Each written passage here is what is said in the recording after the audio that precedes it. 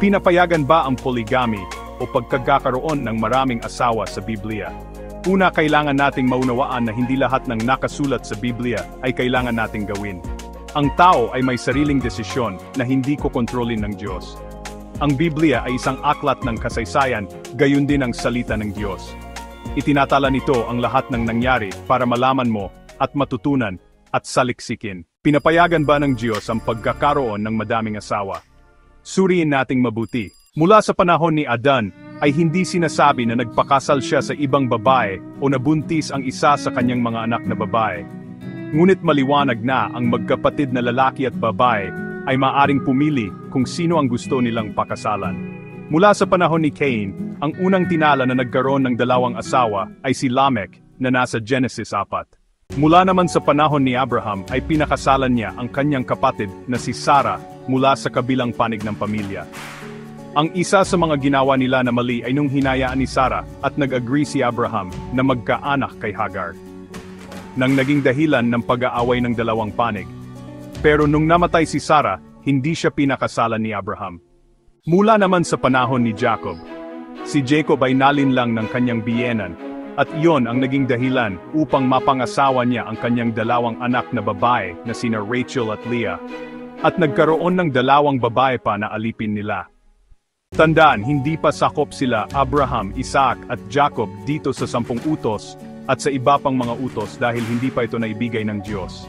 Ang sakop lang ng 10 utos at ng ibang batas ay ang mga nakarinig at nakabasa nito o kung kailan ito nilikha o ginawa.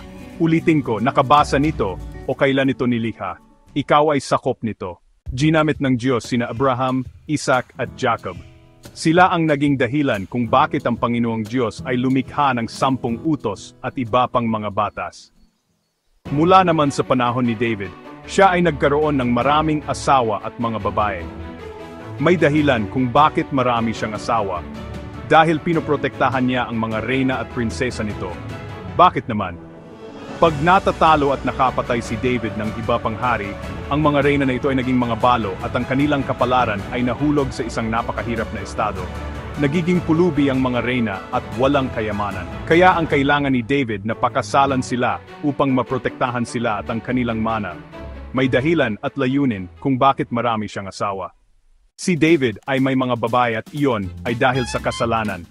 Ito ang dahilan kung bakit inalis ng Panginoong Diyos ang mga babae sa kanya. At ang resulta nito, naging balo ang mga babaeng ito, at ganito ang nangyari. Samuel chapter 20 verse 3.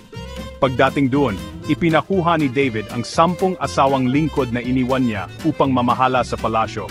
Pinapunta niya ang mga ito sa isang bahay, pinatira doon at pinabantayan. Pinadadahan niya ang mga ito ng kanilang mga pangangailangan, ngunit hindi na niya sila muling sinipingan. Kaya't namuhay silang parang mga biyuda hanggang sa sila ay mamatay. Hindi na sinipingan ni David ang mga balo pagkatapos ng humingi ng tawad ni David sa Diyos. At pinatawad ng Diyos si David. Si Haring Solomon ay may 700 asawa at 300 babae.